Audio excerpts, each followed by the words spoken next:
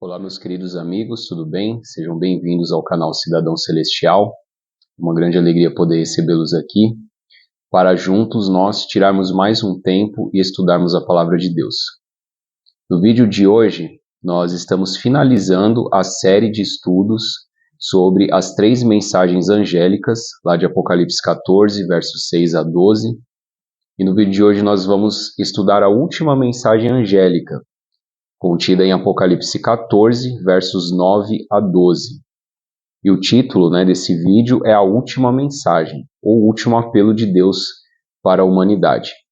Eu quero agradecer a vocês, caso você assistiu a série completa, são 5 vídeos, esse é o 5º vídeo. E caso você não tenha assistido algum vídeo, foi criada uma playlist aqui no canal, onde você pode assistir os outros estudos e assim acompanhar a série na íntegra. E é interessante que você acompanhe todos os vídeos, todos os estudos, para que assim você consiga entender essa mensagem tão importante que é a verdade presente para o nosso tempo, tá certo? Então, desde já, se possível, pegue a sua Bíblia e acompanhe conosco esse estudo, a última mensagem angélica.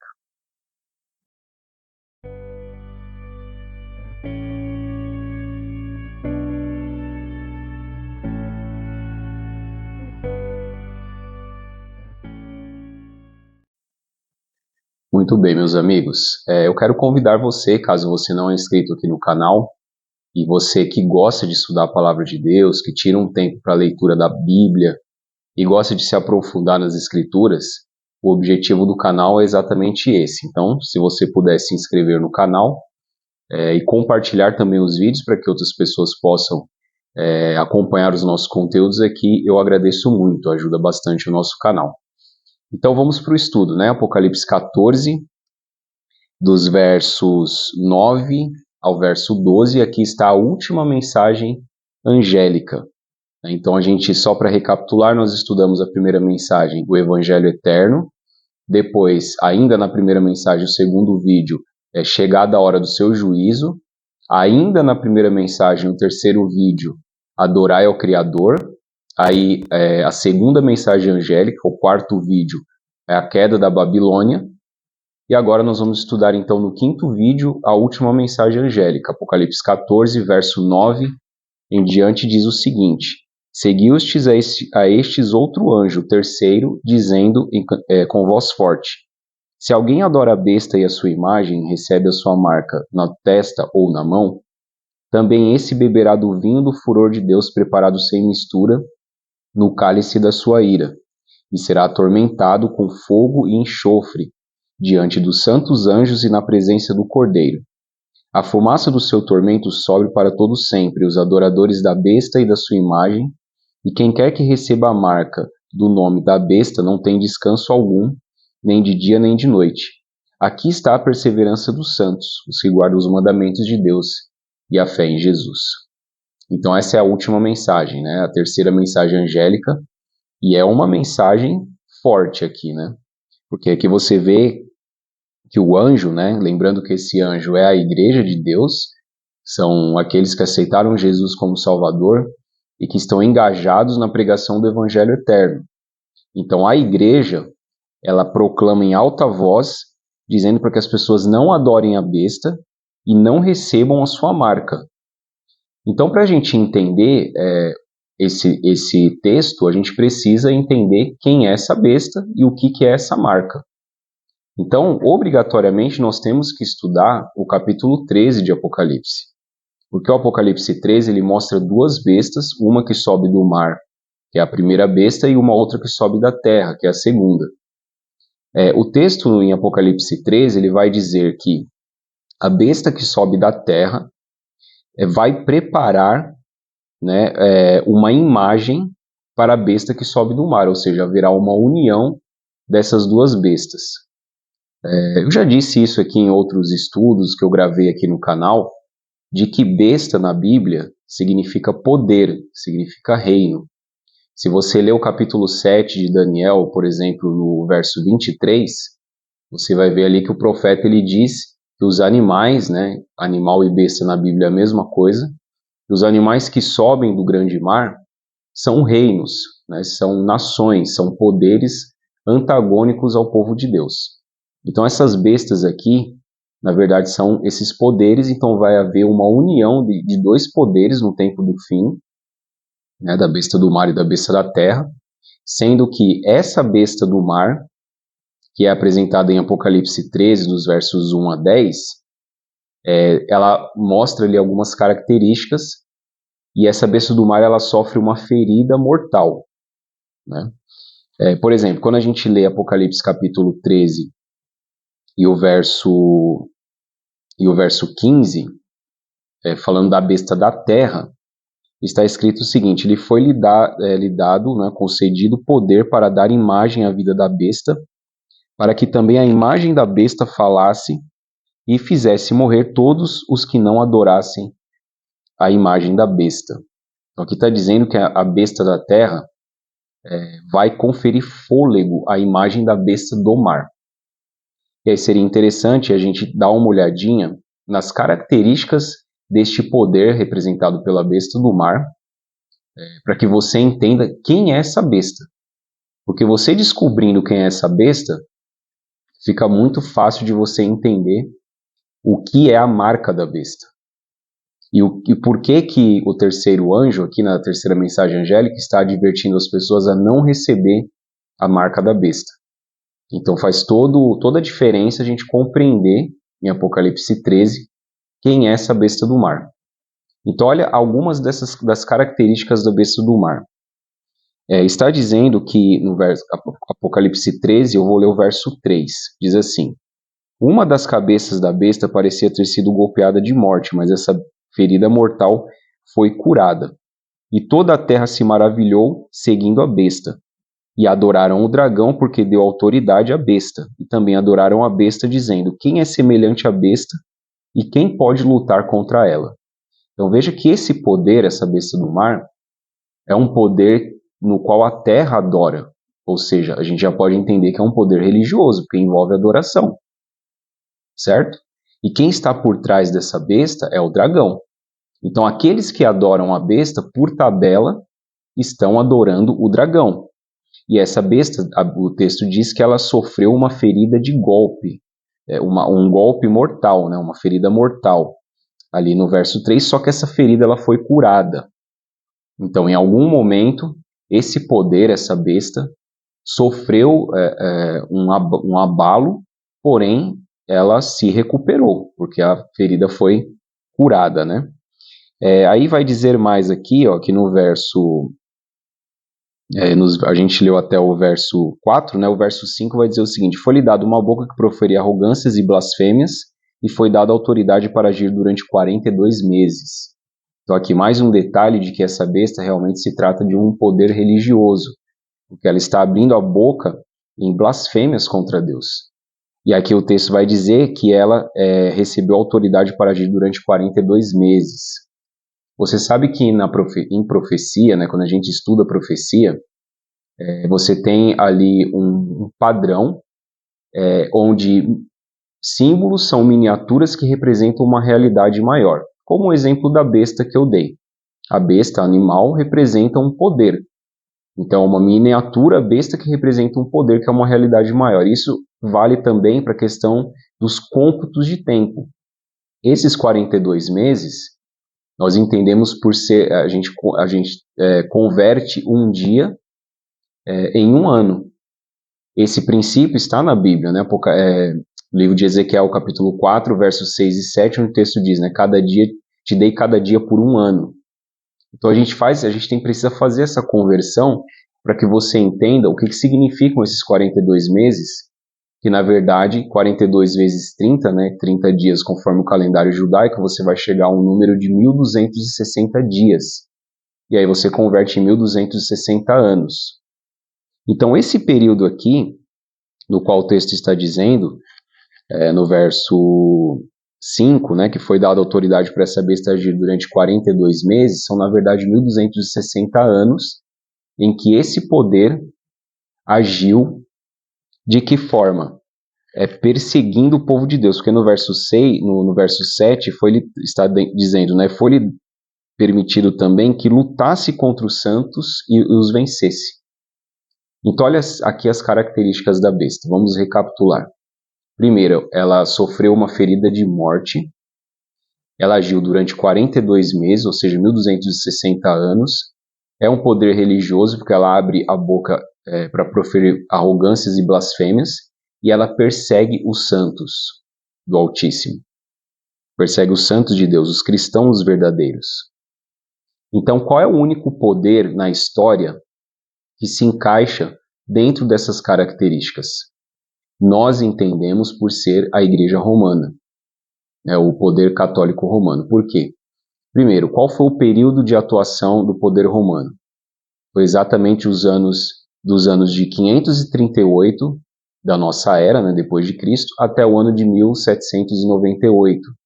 No ano 538, o bispo de Roma, ele foi eleito o cabeça das igrejas, ou o pai, o papa das igrejas, através de um decreto do imperador romano oriental Justiniano. Isso tudo é história, você pode pesquisar para ver. E esse poderio, ele cresceu, atingiu o seu auge e sofreu um golpe no ano de 1798.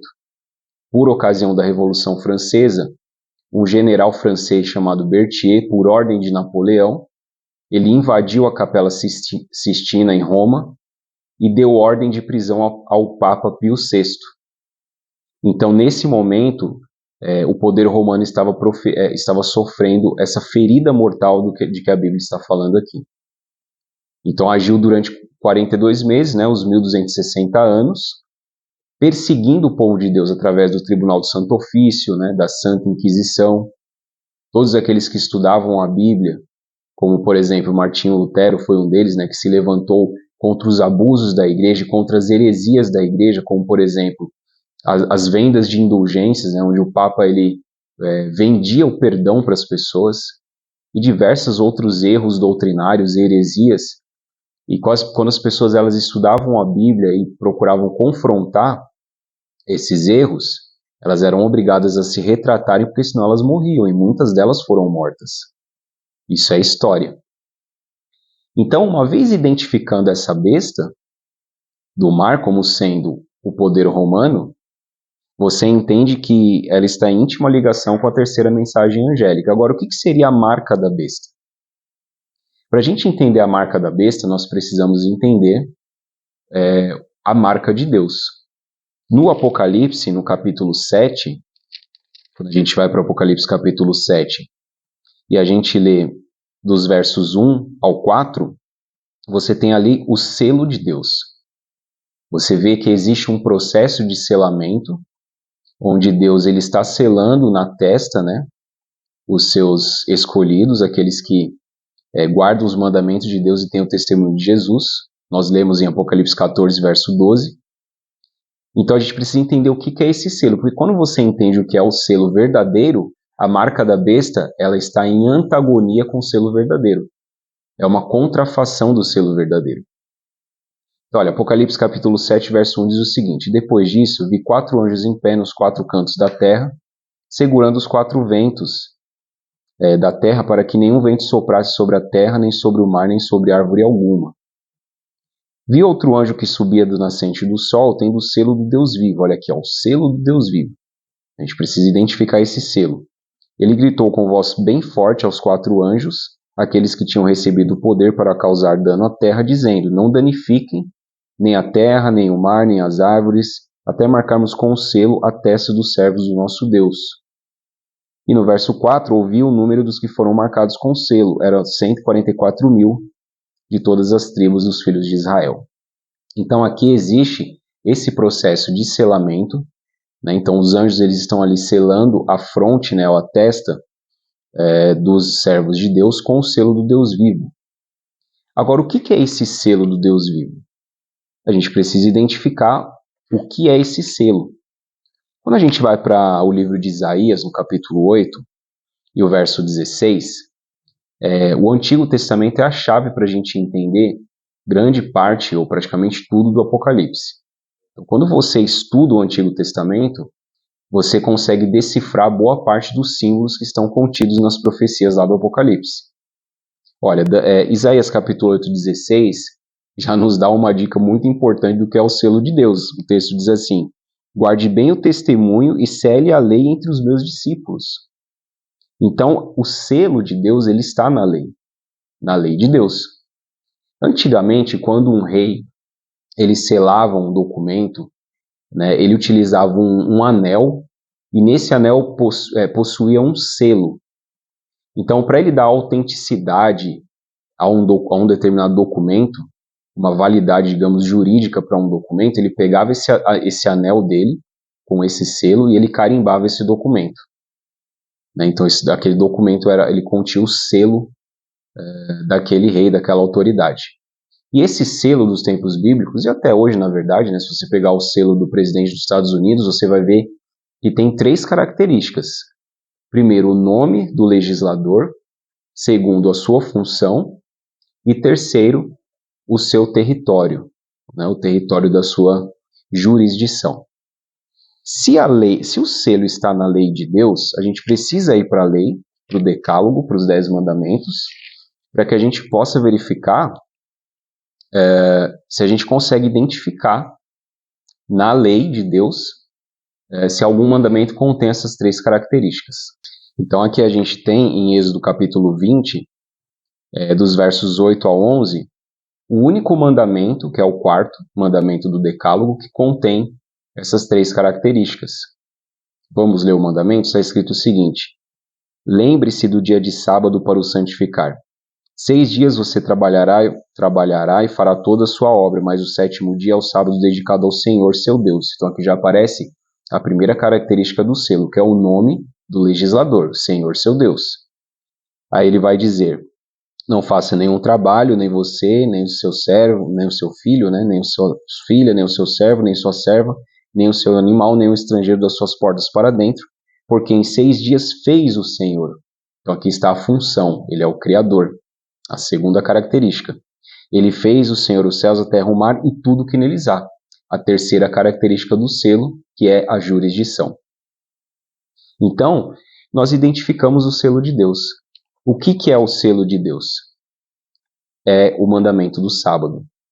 Então, aqueles que guardam os mandamentos de Deus, incluindo o mandamento do sábado, esse tem o selo de Deus. É tão verdade isso que quando a gente vai para o livro de Ezequiel, no capítulo 20, e o verso 12, e também o 20, você vai ver que está escrito o seguinte, ó, Ezequiel 20, verso 12. Também lhes dei os meus sábados para servirem de sinal. Sinal e selo aqui a gente pode entender como a mesma coisa. Entre mim e eles, para que soubesse que eu sou o Senhor que os santifica. Ou seja, o sábado é um sinal. No verso 20 ele vai dizer: santifiquem os meus sábados, pois servirão de sinal entre mim e vocês, para que saibam que eu sou o Senhor que os santifica. Então, o sábado é o sinal, é o selo.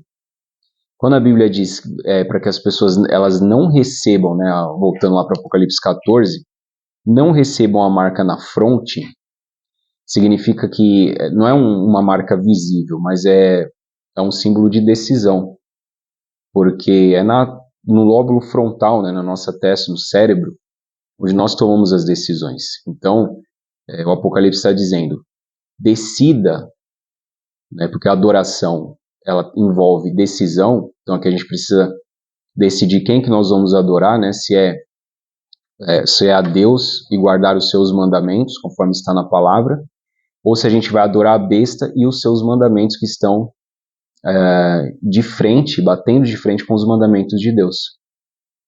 Aí então a gente conclui dizendo o seguinte: se nós identificamos o selo de Deus como sendo o dia de sábado, fica fácil de você entender o que é a marca da besta, que está sendo mostrada em Apocalipse 13, no verso 16 ao 18, e também em Apocalipse 14, versos 9 a 11.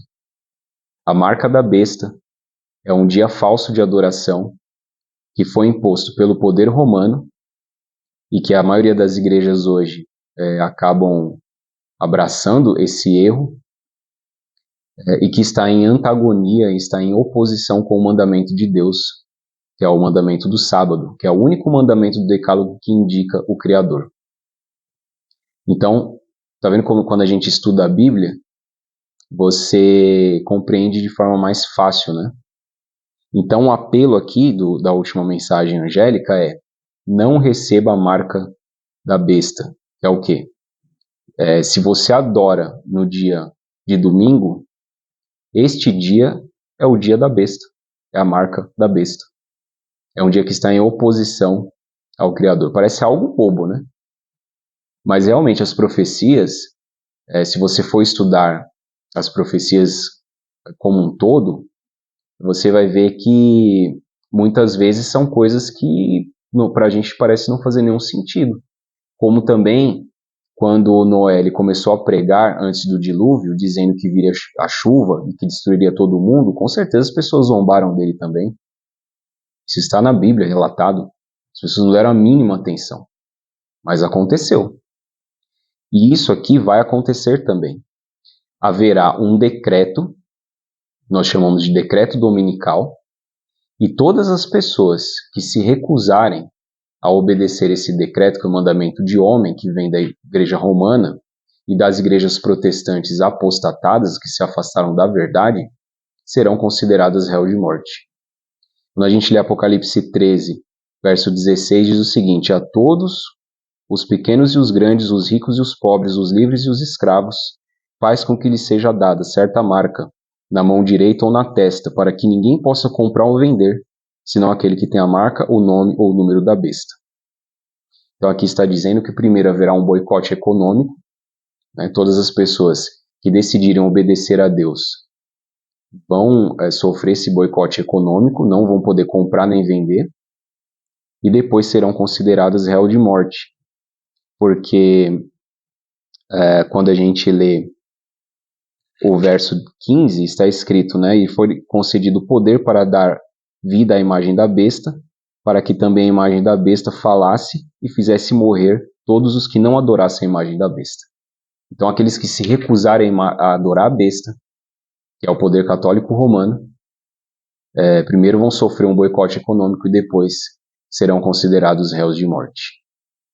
E não se espante com o que eu estou dizendo, porque isso já aconteceu no passado. Essa imagem da besta aqui é esse sistema opressor e perseguidor que já atuou no passado e que vai voltar a atuar, e que só não atua hoje porque foi lhe tirado a sua autoridade no ano de 1798.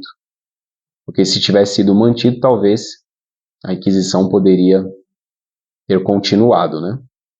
Porque o poder católico romano é um poder autoritário, é intransigente. E veja, eu não estou aqui dizendo contra os católicos, tá? Mas sim contra o poder. E eu estou aqui expondo a palavra de Deus tal qual ela é, né? A gente não tem como ficar passando pano para uma realidade que a Bíblia nos mostra. Então, o nosso Deus, com a sua misericórdia e o seu amor, ele está fazendo um apelo para nós hoje. No verso 12 de Apocalipse 14, né, para nós finalizarmos esse estudo, ele diz: aqui está a perseverança dos santos, os que guardam os mandamentos de Deus e a fé em Jesus. Então o nosso Deus, ele pede para que a gente seja perseverante, para que a gente obedeça aos seus mandamentos, não os mandamentos dos homens. E para isso, a gente precisa da fé em Jesus. Porque é somente pela fé. Sem fé, realmente não tem como. Então nós precisamos aceitar Jesus como nosso Salvador e confiar nele. Porque apesar de o inimigo arregimentar esses poderes, né, essas bestas, essas nações contra o povo de Deus, elas já estão derrotadas. Já foram derrotadas no passado, já vão ser derrotadas, o próprio inimigo também já foi derrotado na cruz, então não tem o que nós tememos.